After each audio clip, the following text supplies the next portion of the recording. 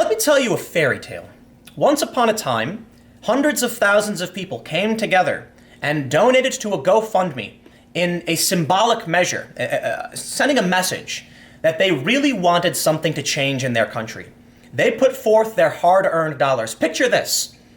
A middle-aged man gets off of work, busting his ass all day and night, rolls up his sleeves, he's covered in grease, and he comes home and he sits down and he says, I'm very concerned about the security of my nation and what I will leave for my children.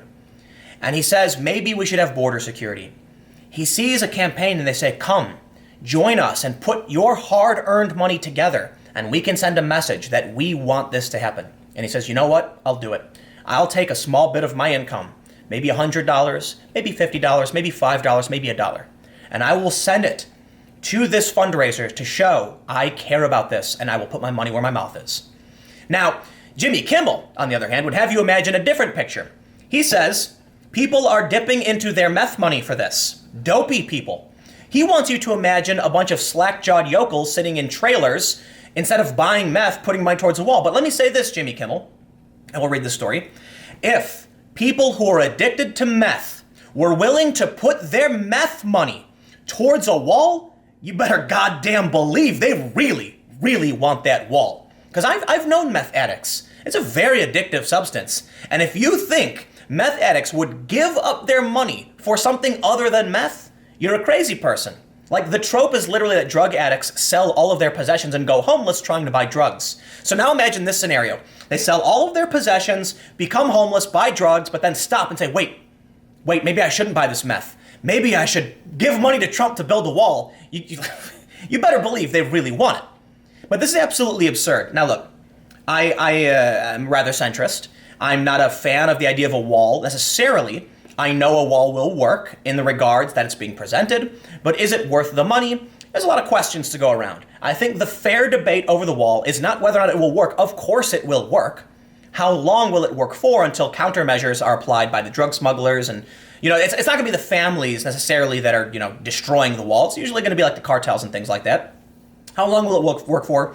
How expensive is it going to be? Is it the most effective solution or is it hyperbole? There's a real discussion to be had here. But too often, we see this. This is not a discussion.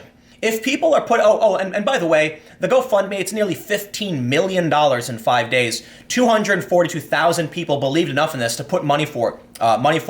It's got nearly 1 million shares, okay? This is something regular people actually care about. So to disparage them is absurd in my opinion. And this is why I can't stand the late night mainstream just snide, snarky, ivory tower elitism.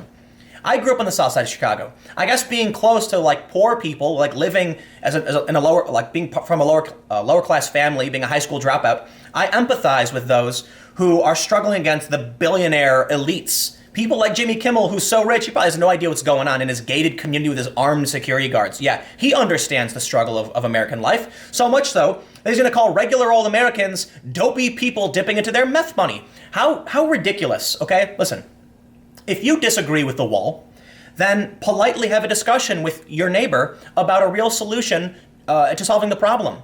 But I don't think that's the case. Jimmy Kimmel just wants to put on a joke and mock hundreds of thousands of people, nearly 300,000 people. Why would you do that? Why do people just... Look, I've said the same thing to a lot of the anti-SJW people on YouTube. Why be mean? You shouldn't do it. David Pakman, the progressive, I recommended his channel before. A lot of people don't like that I do that. He was recently blocked and someone tries to deplatform him. I have no beef. I think David makes good content. I don't agree with a lot of what he says. Sometimes I think he can do a bad job. I'm not here to criticize him. I actually think overwhelmingly he does a good job, and he's done it for a long time.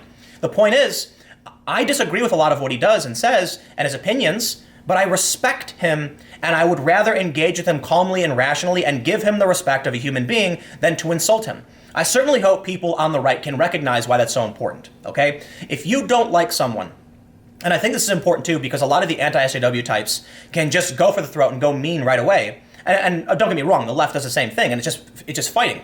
I try to avoid that. I've been mean in the past, don't get me wrong, I'm not a perfect, no one's perfect. But when I look at Jimmy Kimmel smirking and laughing and mocking these people, do you think this is going to do anything other than create more division? What do you think you're accomplishing here? He's just trying to get all of those who hate their fellow Americans to laugh and further hate them. Because you know what, man? Does Jimmy Kimmel need to make jokes in this manner? Absolutely not. He could have made jokes about the GoFundMe. He could have talked about how, like, you could have mocked the finance of it, the waste of money, but to call the people funding it dopey and make insinuations about meth and all that stuff, it's where you cross the line. Look, I have no problem with racy, offensive jokes. Look, if you want to make certain jokes, look, I'll put it this way. Jimmy Kimmel wants to make this joke, go for it. I'm not going to watch your show. You want to have a show where you make racist jokes, ableist jokes, whatever, go for it. I'm not going to watch your show. I don't believe in deplatforming these people. But I certainly have no problem criticizing someone who's being overtly, intentionally racist as a comedian to be like, yeah, you shouldn't do that either. You shouldn't just try to disrespect people for you know, like, I just don't like division. And you guys know I don't like racism, I don't like hate speech, none of that stuff. But I really, really don't like those in power using their power to target the lower class. Now, admittedly, I don't think the people funding, putting money towards the GoFundMe are necessarily all poor. Like, if you've got disposable income, you know, there you go. But I would certainly say there's probably a decent amount of people who have put only a few bucks forward who are poor and believe enough in it because they're going to put as much as they can towards what they believe in. I can respect that. I get messages every day from people who say, you know, I'm a retiree, I make minimum wage, but I want to give you a couple bucks per month to support you. And that's huge. If you're only making like 500 bucks a week and you want to put a couple bucks towards like me or to a project, that means a lot. It doesn't mean anything to me. Like, and I'm not trying to be a dick, but you know, when Oprah says I'm gonna give everybody a car, I'm like, yeah, so what? It's not like it's like that kind of phase you. You know, it's like relatively, it would be like someone giving a penny away, like the average person giving away a penny, like the relative wealth. Don't get me wrong, it's great that Oprah gives away cars and all that stuff. The point I'm trying to make is, I have a lot of respect for those who are willing to put what little they have towards projects they believe in to have that impact. And I just don't like seeing, like, I've never been a big fan of the, you know, CBS, NBC late night hosts because they really are just elitist, snarky, mean people who are, they're just mean people. You know what I mean? I can't remember, there was a comedian I saw, I'll just put it this way, there are a lot of comedians who do really well to target the government, massive corporations. Those jokes are fantastic, right? Jimmy Kimmel is targeting people. I'm not a fan of that. By all means, he's allowed to make his jokes. And if you like his jokes, yeah, for sure, like, you're allowed to. I just think it's unnecessarily divisive. Well, we'll read a little bit through the story. You get it, we had the GoFundMe.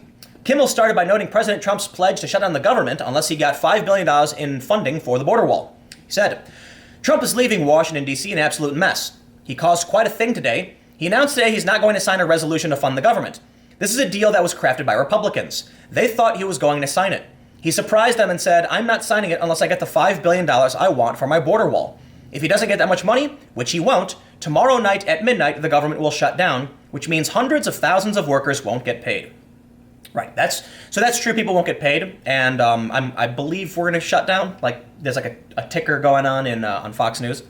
But the House actually approved $5.7 billion, so let's not put it out of the realm of possibility. Kimmel mocked. Basically, Trump is taking paychecks from federal employees at Christmas time to punish Congress for not paying for a wall he swore 500 times Mexico would be paying for. So Feliz Navidad, everyone. But here's the twist. The twist is the president might not need Mexico or Congress to pay for the wall at all because there are some very dopey people ready to pay for it themselves. Listen, you want to make fun of Trump? Please make fun of Trump. He's the president. I understand why Trump supporters can be frustrated because it happens so much. But hey, you know what? He's the president. When you're on top, you got a lot of people clawing at you. And I'll say, I think a lot of times it's disingenuous. A lot of the articles, there's too much negative press. How, like, right now you got Trump pulling our troops out of Syria and Afghanistan. Where's mainstream media praising this? No, they're criticizing it. Fox News, MSNBC are both in unison saying, no, don't do this. And you even have Cenk Uygur and Glenn Greenwald saying, where's the left on this? This is a good thing. Trump deserves credit when he does a good job. Anyway, long story short, though, by all means, make fun of the president. Please. But when you make fun of regular Americans for trying to put what little they have towards something they believe in, you're crossing a line. Why would you do that? Why would you, Jimmy Kimmel, the wealthy millionaire guarded by your own private security with their own guns? It's the fantastic hypocrisy of people like Jimmy Kimmel, who is this, lefty gun control type. He's not the worst, don't get me wrong. He's like, I would say he's not far left. But you have these Hollywood types who advocate for gun control and are surrounded by armed security. They say, oh, we don't need a border wall, let's open the borders. And they have massive walls surrounding their million-dollar mansions in Hollywood. It's just the most disingenuous nonsense. So what does he say? He said, donating money for a wall that will never exist, it's like starting a college fund for Harry Potter. It's a waste. A more useful thing to do with your money would be to go outside and feed it to a bird, but you do have to admire the sacrifice they're making. I mean, a lot of these people are dipping into their meth money for this. Absolutely insane elitism. But why am I not surprised? I'm just absolutely not. No, Jimmy, it's not at all like setting up a college fund for Harry Potter, a person who doesn't exist. Walls are based in reality. In fact, there are some areas that have border walls. They need repairs. So if you want to set up a college fund for someone who's a real human being that you don't think would ever want to go to college, sure, that's a better analogy. But here what we see is him just making fun of the little guy, making fun of the person who is trying to make a change and send a message. But it is useful. Is it more useful than giving your money to a bird? That's ridiculous. This send a message. This got you talking about it, Jimmy Kimmel. You want to say what they didn't matter? Well, now you, on national television, are talking about the issue.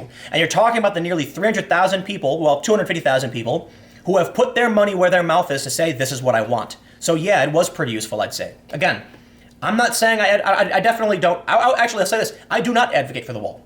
I don't know if it's the right thing to do. I don't know if it's the right place to put money. I would say walls work. We know they do. I don't know if it's what we need. I don't. It could solve some problems for sure, but I think there should be. Look, if Trump is going to do it, Trump got elected to be the president as one of his promises. Then there you go. The American people have spoken. This is a republic, not a democracy, and the votes put this man in who said he was going to do it, and there you have it. So I'd be surprised if it didn't happen. Long story short, this is not even about the wall, right? What makes me angry is not the wall. It's not the funding. It's just, I just really don't. One thing I really hate about the left, and I always have, is that they just have too many snide elitists who talk down to people. And you know what I love about America is that no matter how poor you are, you can walk right up to someone as wealthy and powerful as Jimmy Kimmel, give him the finger and say, go screw yourself. That's America. That's why I like America. I still find my politics on the left. I just think the left is tainted by a bunch of elitist grifters. Don't get me wrong. I think the right has those people too. And I think generally these people are just awful people that kind of ruin everything. Well, there you have it. I got another video coming up. We're going to talk about wedding cakes and bakers and this story. So go to, it's on my channel. You'll see it. If it's not, it's up in a few minutes. See you in a minute.